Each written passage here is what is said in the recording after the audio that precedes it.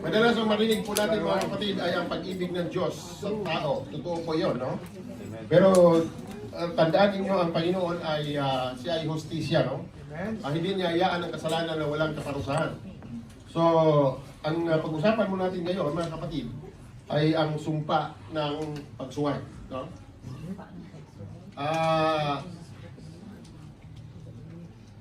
Amen. Kasi yung una, yan. Tumagat.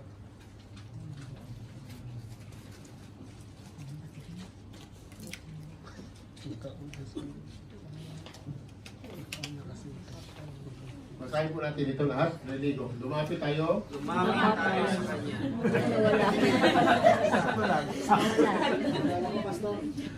Hindi talaga pastor. Like yan. Lose lang siguro ang Like and like. Lapit. Amen. So ang tao ay nature ng tao, kung wala siyang walang parusa, hindi siya tumitino. Ibig sabihin, ginagawa niya ang gusto niya. Kung napapansin po natin na kahit sa batas ng bansa, halimbawa, no, tulad ng sa RTE, ay nilakihan talaga nila yung penalty dahil ang mga tao ay ayaw sumunod. No? So, lalo-lalo na ang mga lokal dahil makahingi sila ng mga discount, 50%, kalahati ng bayaran nila. So, kaya mayroong penalty, malaking penalty. Now, sa spiritual, mayroon din pong sumpa sa pagsuway. Nakasulat po yan sa Deuteronomy 28 verse 15 to 68. So, bago ang lahat, pag-usapan natin mga kapatid ay i-declare po natin yung Tagalog ng I Believe in God. Basahin po natin. Sige. Ready, go. Naniwala ko. Naniwala sa Diyos na makapangyarihan na siya sa likha ng langit at lupa at kay Jesucristo na ating Panginoon at tagapagligtas na siya'y pinagbigay ng kapangyarihan ng banal na Espiritu. Pinanganak ng isang Birhen, naghihirap sa kamay ng mga kahit Romano at mga Hudyo at sa kamay ng Poncio Pilato, pinako, namatay at binibing, bumaba sa lugar ng mga patay at sa pangatlong araw ng buhay na muli, umakyat sa langit at umupo sa kanan ng Ama. Mula doon, bababa sa langit ang pangkatagalan ng mga buhay at mga patay. Ako'y naniniwala sa banal na Iglesia, sa pagkipag-isa sa mga banal, sa pagkakawa sa mga kasalanan, sa pagkabuhay ng mga muli sa mga patay, at sa buhay na walang hanggan. Sa Diyos lamang kapulihan, kadakilaan, kapangyarihan, kaluwalhatian, ngayon at magpakailanman. Amen. So, sa Old Testament mga kapatid, kung napapansin natin, na mayroon siyang batas na ibigay. No? Ang Old Testament is all about law. No? Ang batas ay pinairal upang ang tao ay hindi siya talaga sumuway sa Panginoon. Anong sabi ng Panginoon na huwag kayong lumiko sa kanan sa kaliwa, diretso lang ang lakad ninyo. So, sa pananampalataya ay diretso lang. So, yun po ang mga kapatid ay mababasa po natin ang pagsuway sa Deuteronomy chapter, ang sumpa sa pagsuway, Deuteronomy 28 verse 15, basahin po natin, ready go? Ngunit, Sasagawa ang lahat ng kanyang mga utos at ang kanyang malatutunan na aking inutos. At ang sumpang ito ay darating sa iyo, paabot sa iyo. so mayroong sumpa, no? Sinasabi ng Panginoon. Ang unang sumpa ay sumpahin ka sa Bayan. ibig sabihin, the countryside o sa syudad o sa countryside, susumpain ka kapag sumuway ka sa tinig ng Panginoon. No? Mahalaga po ang pakikinig sa salita ng Panginoon dahil doon mo malalaman ang tunay na kahulugan ng buhay. No? At yun din po ang pinagmulan sa pananampalataya. Romans 10:17, faith comes from hearing. So, tuloy po tayo ang mga sumpa mga kapatid. Sinasabi dito, Susumpain ko sa Sa bayan, susumpain ka sa bayan. next,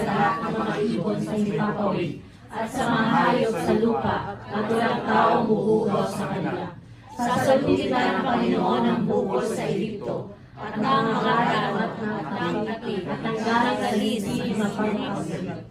Sasaktan ng Panginoon sa pagkaulol, pagkabulat at pagkagulat ng puso. Amen. Tuloy natin. Sasaktan ka ng Panginoon sa pagkaulol at pagkagulat at pagkagasuso. At ikaw ay maaangkap sa kaniyang harapan na gaya ng bulag na nag-aakuwang sa kadiliman at hindi ka ginawa sa iyong mga lakad. At ikaw ay mapipigati at sasampahan kailanman at walang tao magliligtas sa iyo. Ikaw ay mag-aasawa at ibang lalaki ang sisipin sa kanya. Ikaw ay magtatayo sa isang bahay at hindi mo nakalahanan. Ikaw ay mag-uubasan at hindi mo mapapakinabangan ang buhay niyaon. At iyong baka ay kapatay sa harap ng iyong mga mata at hindi mo makakain niyaon.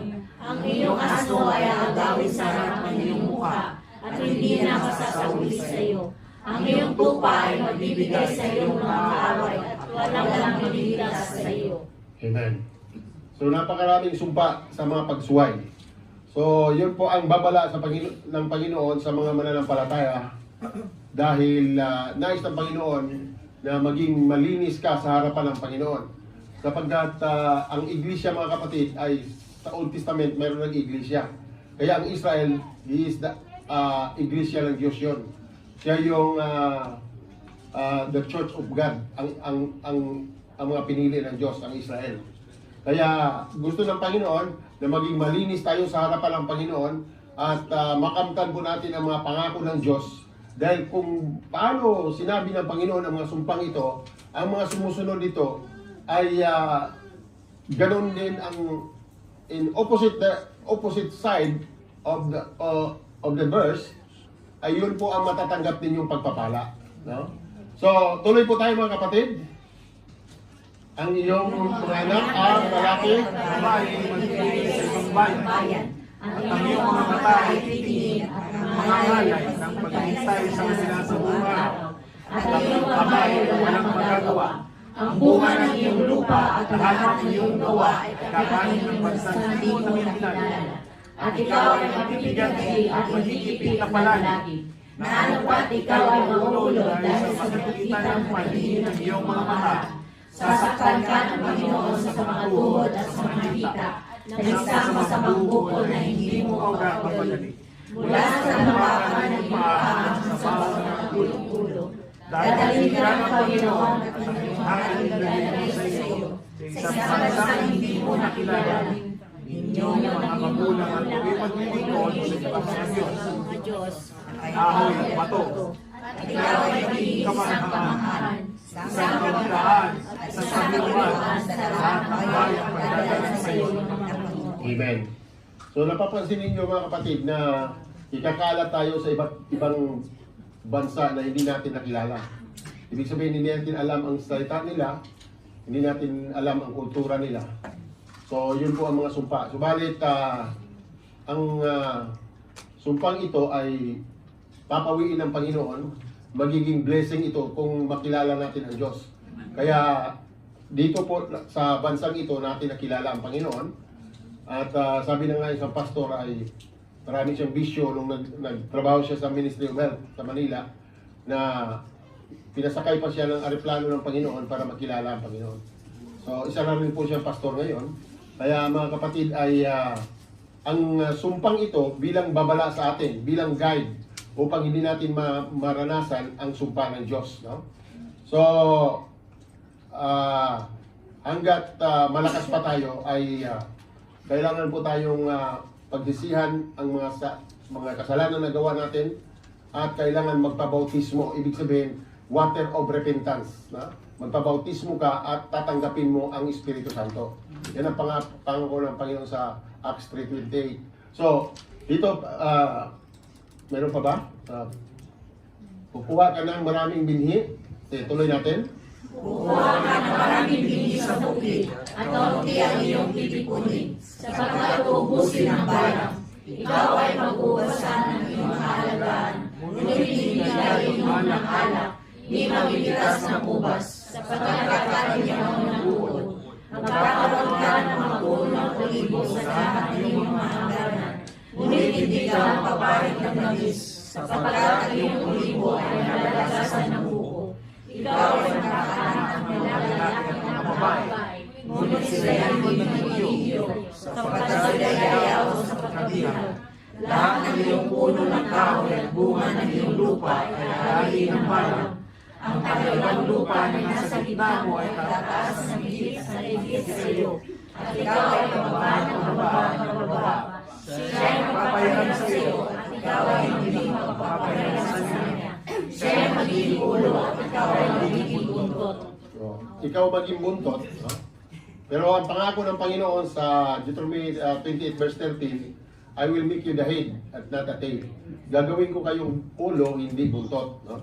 Pero kapag sumuway ka sa mga utos ng Panginoon, ay ikaw maging buntot. No? Hindi ka maging ulo. So napapansin po natin mga kapatid ay nagsisimba ang tao sa bato at kahoy. Ito mga kapatid, hanggat hindi na makawala sa kasalanan ito sapagkat ang idolatry ay yun ang mother of sin. Siya ang mother sa lahat ng kasalanan. Kapag sumasamba ka sa Diyos-Diyosan, ay yun ang umpisa ng iyong kapahamakan. So dito sa susunod mga kapatid, basahin natin. Lahat ng mga sumpa nito ay dadalhin sa iyo at mahulugan ka hanggang sa baba, sapagkat hindi mo dininig ang ating ng Panginoong Diyos.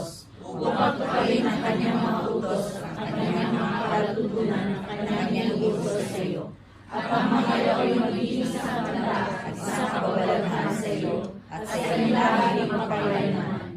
Sapagkat hindi ka naglingkod sa Panginoon mong Diyos na may kagalakan at may kasayahan ng puso, dahil sa kasaganahan ng lahat ng mga bagay. Kaya't maglilingkod ka sa iyong mga kaaway na susuri ng Panginoon laban sa iyo, na may gutom at uhaw at kawalan at sa kakulangan ng lahat ng bagay. At talagyan ka niya sa isang kamatok na bakal sa iyong leeg hanggang sa kawalan. Magdadala ang Panginoon ng isang bansang laban sa iyo mula sa malayo, mula sa katapusan ng lupa na gaya ng lilipat ang anila. Sa bansang kulay hindi mo nababatid, bansang mukhang mabagis na hindi gagalang ng patakaw na matanda, ni magpapakandang sa bata. At kanyang kakain ang anak ng iyong hayop at ang bunga ng iyong lupa. Hanggang sa may buwal ka, na wala rin matira sa iyong ligo, aral o langis, at ang dalaga ng iyong makahan, o ng anak ng iyong kawan, hanggang sa ikaw ay may pagpipon. At kanyang pupupili ka sa lahat ng mga pintuan daan, hanggang sa iyong taas ang pagpapamagutan ay malagpak, na siyang iyong inaasal sa iyong buong lupain. At kanyang kukugubin sa lahat ng iyong mga pitong bayan sa iyong buong lupain na ibibigay sa iyo ng Panginoon mong Diyos. Amen. So, napakarami po ang sumpa na binigay ng Panginoon sa mga hindi nakikinig sa kanyang salita. Kaya mga kapatid, ay sabi dito na kailangan tayong maglingkod sapagkat sa Malakay 3:18 at malalaman ninyo ang matuwid at ang hindi, ang naglilingkod at ang hindi naglilingkod. So matuwid ka, gawin kang matuwid sa Panginoon kung ikaw ang maglilingkod. Alam mo bakit? Dahil hindi mo na magawa ang mga pagsuway dahil naglilingkod ka na. No? It will be irrelevant kung naglilingkod ka tapos sinusuway mo pa rin. So ibig sabihin mga kapatid na ang paglilingkod ay stepping stone po yon para sa paglilinis sa iyong kalooban, sa iyong puso at isipan na ikaw ay lumakad ayon lamang sa kalooban ng Panginoon.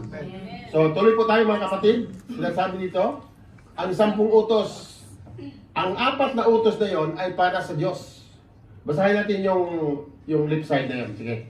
Huwag kang sasamba sa ibang Diyos maliban sa akin. Huwag kang gagawa ng imahe upang sambahin. Huwag mong gagamitin sa walang kabuluhan ang pangalan ni Yahweh. Lagi mong tandaan at ilaan para sa akin ang araw ng pamamagitan. So ang 4 na yon ay nilabag natin yung araw. Sa ating reliyon ng araw, yung 4 na utos na yon ay nilalabag natin. No? Kaya dahil sa unang batas pa lang, na huwag kang sasamba sa ibang Diyos maliban sa akin. Subalit napakaraming Diyos-Diyusan na ating nagisnan. No? Kaya ang pangalawa mga kapatid ay huwag kang gagawa, huwag kang magkaroon ng imahen o rebulto na upang sambahin. Sapagkat yan ay adultery, spiritual adultery, ibig sabihin noon.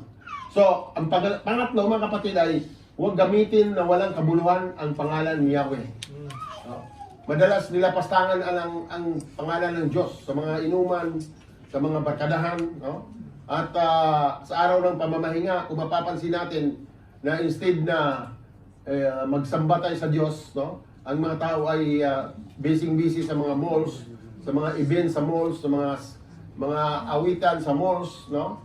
May mga palaro, mga bata sa McDonald's, sa Jollibee, no? Ginagawa nila, disrespect nila ang araw ng pamamahinga. At yun ang pang-4, yun po ang kailangan ilaan para sa Diyos ang araw ng pamamahinga. So, kapag tinupad mo ang 4 na utos na ito mga kapatid, maranasan mo kung paano ka iingatan ng Panginoon sa lahat ng area at sa lahat ng aspito ng iyong buhay. So, ito yung 5 to 10, yung 6 na ito ay para sa tao, no? Una-una ay igalang mo Ang iyong mga pinahan. Huwag kang kamatay. Huwag kang mamamagyan. Huwag kang nanakaw. Huwag kang sasaksi ng walang katotohanan laban sa iyong kapwa. Huwag mong pagsasama ang ilang sambayan ng kapwa o anumang pag-aalin niya. Amen. Yung 6 na yon ay para sa tao. Kaya mga kapatid, sa New Testament, ay sabi ng Panginoon na hindi ako pumunta rito para sirain ang kautusan. Pero pumunta ako rito para tuparin ang kautusan. Kaya kapag mahal mo ang Diyos, magaganap mo at mas matutupad mo ang 4 na utos na ito. No? At kung mahal mo ang iyong kapwa, ay matutupad mo ang 6 na utos na ito. Yun ang sinasabi ng 2 utos na binigay ng Panginoon, na ang 2 utos na ito ay napaloob ang lahat ng mga turo ng mga propeta at ang mga kautusan ni Moses. Ibig sabihin na matupad mo ito dahil sa pagmamahal mo sa Diyos at sa tao. Amen? Hallelujah. So, tell your statement, I love you with the love of the Lord. Ngayon, pag-usapan mo natin ang pagsamba sa Diyos-Diyosan. Sinasabi dito, mga kapatid, na sa Isaiah, sa Exodus 23 verse 3, ready, basahin natin, ready ko. Huwag ninyo sila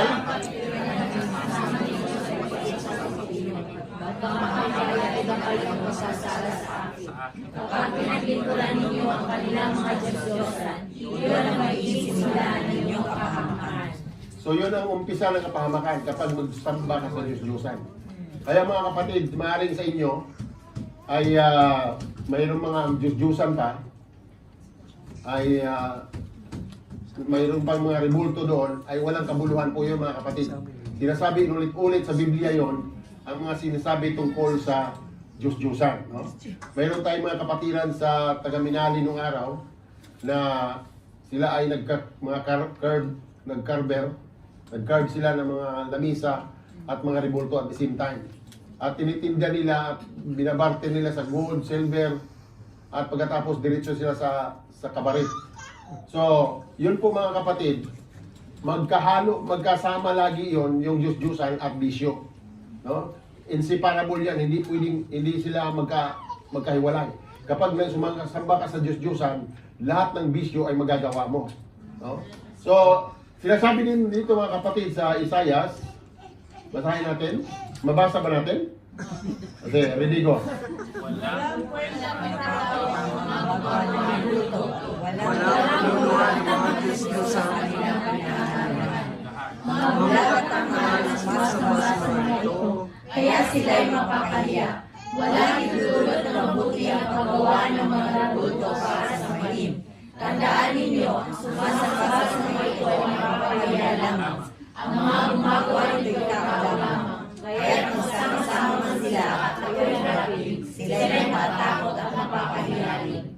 Ang panday ay kumuha ng isang pirasong bakal at ilalagay sa usok. Sa tapos sinupupumi ang pagpasigan na nagpapalakas ng isip hanggang sa pagpupugis. Sa paggawa nito, siya ay nakagawa sa bagong pagkakapag. Ang karpentero naman ay kumuha ng isang pirasong kahoy. Ginuguhitan niya ito ng anyong tao, saka inuulit hanggang sa malalim isang magandang langit. Pagkatapos, ilalagay niya ito sa kanyang bahay. Umipili siya at puputol ng isang matagas na kahoy sa lugar tulad ng salat, ensina at cypress. Maaari din siya magdagin ng laurel at ito ay hindi habang nilililig ng dolar. Ang kaputol ng kahoy nito ay ginagawang panggatong at ang kaputol naman ay ginagawang Diyos-Diyosan. Ang isang piraso ay gagawang sa magbibigay sa kanya at tayo gagawang sa pagluluto. Ang isang piraso ay ginagawang luto para sa manig. Ang isang piraso ng kahoy ay ginagawang panggatong. Dito siya nag-iihaw ng karne at ang siyang kumain nito. Kung nadalaman niya ang init ng apoy at sasabi niya ng ganito, salamat at hindi na ako binibinaw. Ang natirang kahoy ay ginagawa ng Diyos at kanyang lugar sa sinasamba. Lumadalangin siya sa luto, iligtas mo ako sapagkat ikaw ang aking Diyos. Ang mga taong gayon ay mamamangat, hindi inilaw ang kanilang ginagawa. Pinakpan nila ang kanilang mga mata at sinakahan ang isipan sa katotohanan. Hindi na nila naisip na ang kaputol ng ginawa nilang tributo ay nilalang sa gagawang sa pagdulog nilang pinakay at karning kanilang kinain. Hindi man lamang nila inanon sa kanilang sarili, hindi kaya tayo magdumala sa sumbasa sa kasasama. Ang magbatwat ito'y parang kumain ako. Lubusan na namin ikaw sa kanilang paniniwala at mahirap ng tuloy. At hindi siya kapayag na ang loob ng hawak niya ay nahilig ng Diyos. Amen. So, we are a victim sa mga ganitong klaseng pagsasamba ng araw. No? I hope na ang pamilya ninyo ay hindi na tulad ng dati. No? So, dahil sa inyo ay mailigtas ng Panginoon ang inyong mga mahal sa buhay. Ako po ay naging instrumento din mga kapatid dahil nag-aral po ako ng pagkapare. No? At nagpapahalik po kami at kung minsan may mga tao na malaki silang kasalanan ay kinagat nila yung crucifix, no? Nabali yung kamay ni Jesus. So, ihagis namin yun sa likod. Mayroon kaming hagisan doon, no? At kuha namin kami bago, lagyan ng pabango kasi patuloy ang paghalik, no? So, yun po ang mga practice mga kapatid. Dahil ang depensa nila ay ang Panginoon daw ay nagpagawa din naman ng kerubin. Ang kerubin mga kapatid ay that is the sign of the presence of the mercy seat, no? Ibig sabihin, ang presensya ng Diyos ay nandoon sa box of the Ark of the Covenant, no? At nung nagpagawa din daw ng tanso na ahas, pero hindi naman pinasamba ng Diyos 'yon. Ang tanso ng ahas ay pinagawa ng Panginoon para titingnan nila kung saan sila nadadapa. Kung saan sila sumuway sa Panginoon. Kaya nakagat sila ng mga ahas. So yun po ang mga dahilan mga kapatid na hindi pwedeng gamitin mga kapatid dahil malinaw na malinaw sinabi ng Panginoon na ang pagsamba sa Diyos-Diyosan ay talagang karumalduman sa paningin ng Diyos. No? So ang mga Diyos-Diyosan ito ay tulad ng, basahin natin, reading on.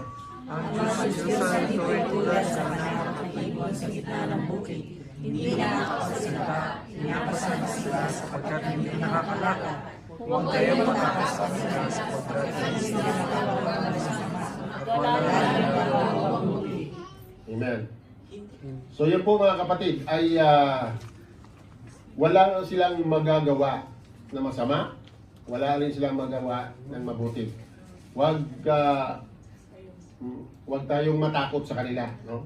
Ang sinasabi ng Panginoon na kailangan durugin yun. Durugin.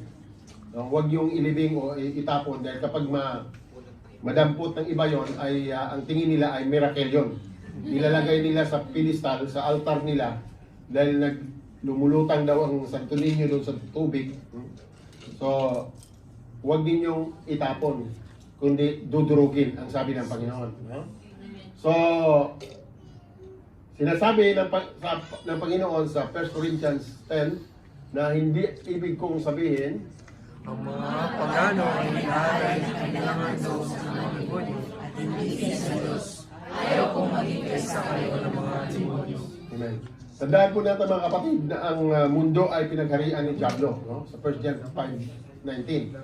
So mapapansin natin na magkagulo talaga ang mga tao kapag tungkol na sa ribulto.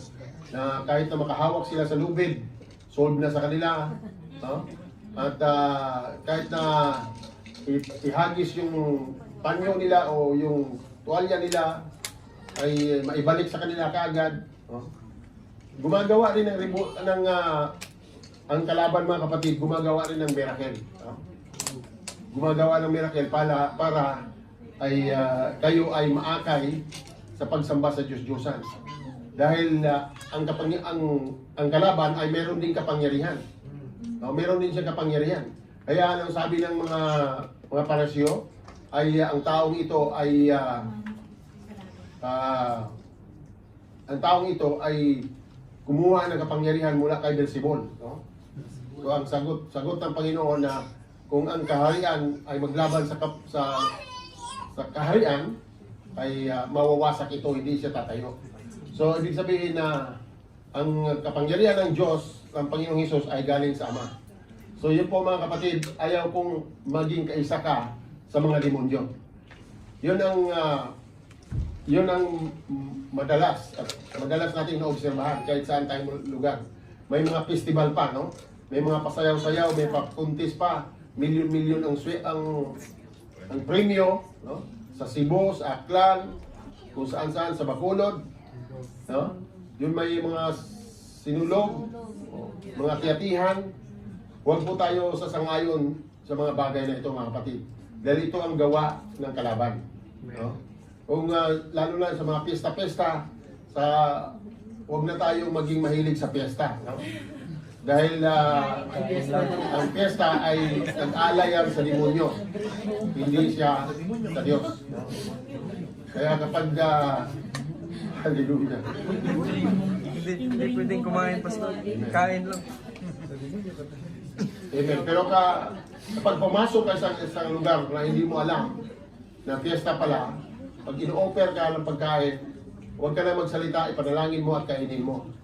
Pero kapag mayroong nakakita sa iyo na bakit ka kumain ay inaalay yan sa mga Diyos-Diyosan, huwag mong kainin alang-alang sa taong yon, nag-rebuke sa iyo.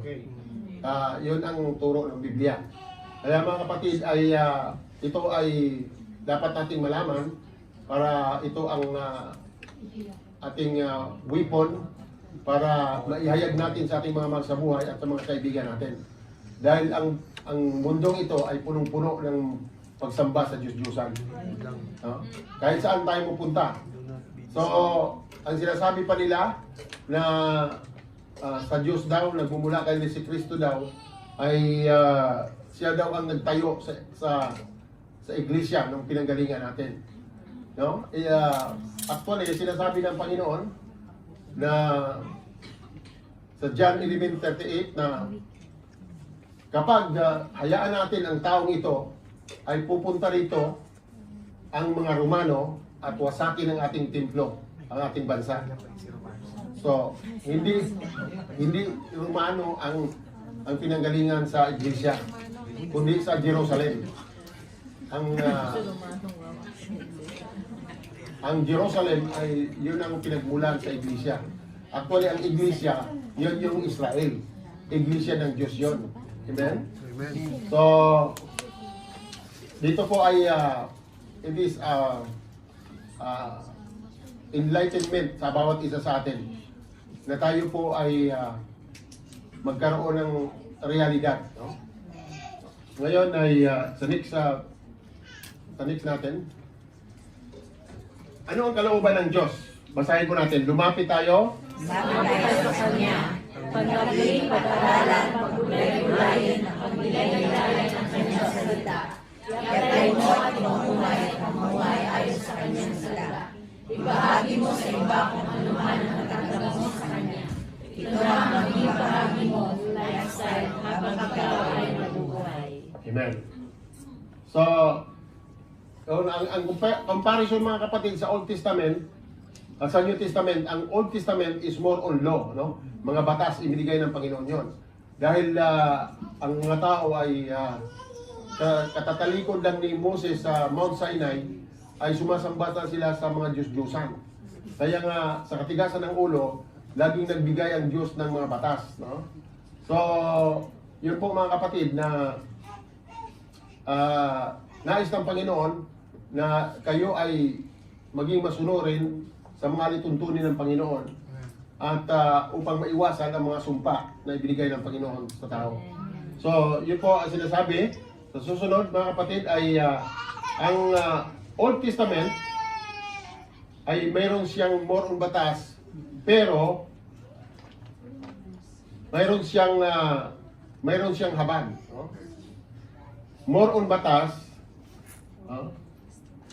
pero more on habag. Sa New Testament, more on habag. Ngayon, sa Lumang Tipan, more on batas, pero mayroon siyang habag. Basahin natin ang sinasabi ng Panginoon dito sa Exodus na mayroon siyang, basahin natin. At ang Panginoon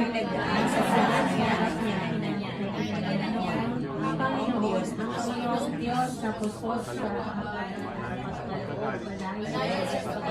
kasalanan sa kawaan at katotohanan, na gumagamit ng kawaan sa libo-libo, na napapatawad ng kasamaan at pagsalansa ng kasalanan. At sa anumang paraan ay hindi aamin walang sala sa labi, na dinadala ng kasamaan ng mga ama sa mga anak, at sa mga anak ng mga anak, hanggang sa ikatlo at aamat sa lahi. Ay, wala. Amen.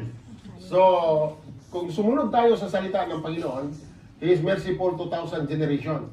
Ibig sabihin, ang sumpa, pawiin ng Panginoon, it will be cut off doon sa generation mo at hindi na maranasan ng mga anak at mga kapuha-puhan mo. So yun po ang nais ng Panginoon na maranasan sa mga anak ng Diyos. No, ayaw niya na maranasan ninyo ang sumpa dahil sa disobedience. Because there is a curse of disobedience. No? So, sa susunod na slide, sinasabi dito, pero may habag. Ang sa New Testament naman ay more on habag pero may batas. No? May habag siya because sa New Testament, ang binigay ng Panginoon ay puro habag. No? Mahabagin kayo, magpatawad kayo, 70 times 7. No? At Daming batas. yung humingi ka, nagpupursige, ay patawarin ka ng Panginoon. So yun ang more on habag pero may batas. So yun po ay guidelines po natin. Bagamat mahabagin ng Diyos, susundin po natin ang batas. No? Dahil kapag hindi ka maging masunurin sa batas, ay anong tawag sa iyo? No? Rebelde ka sa batas. No? Hindi ka sumusunod sa batas. So yun po mga kapatid, ang pagkakaiba sa Old Testament at sa New Testament. Ngayon, sa susunod, sinasabi dito, basahin natin, ang sinabi ng Panginoon, Sinabi ng Panginoon sa akin, huwag mo ilalangin ang bayan ito sa kanilang ikabubuti. Pagkat sila ay nangangayuno, hindi ko dinigin ang kanilang daing, at pagkat sila ay handog na susunugin ang pangalan. Hindi ko tatanggapin, hindi aking pinipulin sila ng harap at nakakagutong at masasalot. Amen. So yun po mga kapatid, na sinasabi niya kay Jeremiah, huwag mong ipanalangin ang mga taong ito. Dahil hindi ko na sila susundin. Hindi ko na sila pakinggan. Kung mayroon pala tayong spirit of adamant, yung ibig sabihin na matigas ang espiritu, na ayaw tayong sumunod sa salita ng Diyos, ay kahit ipanalangin ka ng mga pastor o ipanalangin ka ng mga elders, ay hindi na diringgin ng Panginoon dahil sa pagsuway mo. So, ang pagsuway ay malaking negative effect sa buhay ng isang Kristiyano. Amen. Kaya, ikaw ay isang bagong nilalang, ang lumang pagkatao ay wala na, Amen. kaya ikaw ay bago na. So, ibig sabihin, ikaw ay natuli na sa puso. No? Ang foreskin, inalis na ng Panginoon, dahil ang foreskin ay yun ang mga foreskin, yun yung mga pagpakunwari natin, yung mga kasalanan. No? So, pero kapag tinuli ng Panginoon ang puso mo, ay babaguhin niya ang buong katauhan mo. So yun po mga kapatid, ay yun ang mga sinasabi ng Panginoon kay Jeremias. So, sinasabi dito, basahin natin. Narito ang mga araw ay dumarating, sabi ng Panginoon, na ako'y magpagtipan ng pagbagas sa sambahayan ng Israel at sa sambahayan ng Juda. Hindi ayon sa tipan ng pinagkatipan ko ang ilang mga ulang sa araw na aking kinuha sila sa pamamagitan ng kamay upang ilabas sila sa lupain ng Ehipto, na ang aking tipan ay kanilang sinira, bagaman ako'y kasama sa sabi ng Panginoon. Hindi ito ang tipan na aking ipagkakatipan sa sambahayan ng Israel. Pagkatapos ng mga araw na iyon, sabi ng Panginoon, aking itatala ang aking kautusan sa kanilang kalooban at sa aking isusulat sa kanilang puso. At ako'y magiging kanilang Diyos at sila magiging aking bayan. At hindi na tuturo pa bawat isa sa kanila sa kanyang kapwa. At bawat tao sa kanyang kapatid na magsasabi, iyong kilalanin ang Panginoon sapagkat ay kilala nilang lahat ako.